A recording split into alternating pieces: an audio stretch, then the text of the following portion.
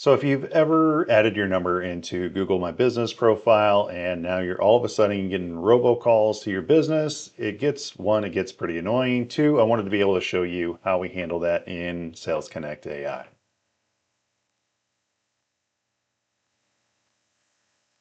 So whenever you are in your settings, if you go down there into settings, we can go into our block callers and we can see right now I don't have any block callers in there, which is okay. Because a lot of numbers today are spoof numbers and basically they're getting hijacked. So if they are a real customer, we want to be able to have them call. So there's a couple things we can do. One, if you can block somebody straight up off the bat and don't ever have them call your system again. Maybe you've got a little angry lady that doesn't like you anymore and she's threatening with you or whatever. You can manually add their number into the system and be able to add it that way. Or you can come down here into the what's called a stir and shaken. This is something I just recently found out building everything, but essentially what it is the major carriers validate the people that have those numbers. And whenever somebody does a spoof or a hijack, they no longer have that validation.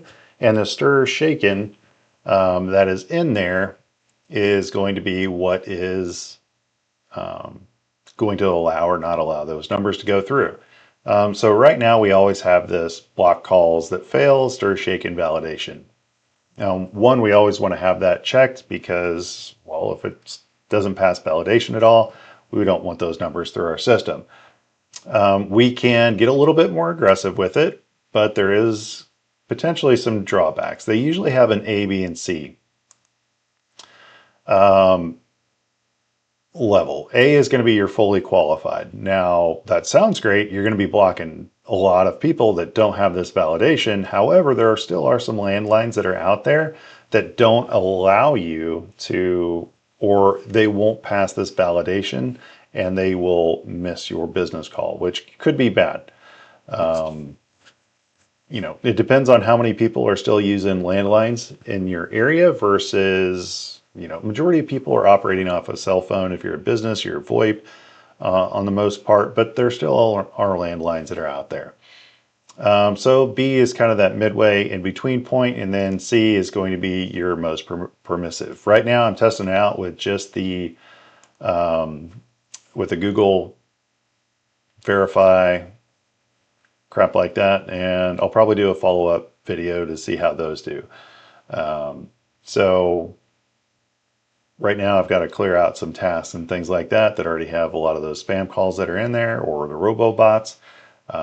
But as of right now, I don't see anything else coming through this morning, but that doesn't mean they've kind of called yet because it's still early. Another way to be able to go in there is when you're in the call console, you can go to your calls and your AI calls. And as the robobots are calling you, your AI will get it, which still isn't preferred, but it's better than picking up and going and listening to them. So you'll see received a Google voice search or whatever they're going to say in their spiel, right? We can go in and just block them right there. So usually as you're checking your calls in the morning, if you missed anything at night, you can go in, you can check those, and it will block those numbers.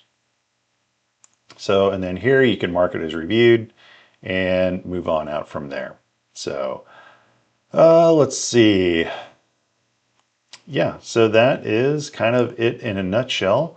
So going back here, book callers, you can add it manually, or you can block them with a stir shaken. So I actually need to refresh the page in order to get that other block number on there, but it will show up. So anyway, that's how we do it. If you have questions, please leave a comment, and I'll talk at you later.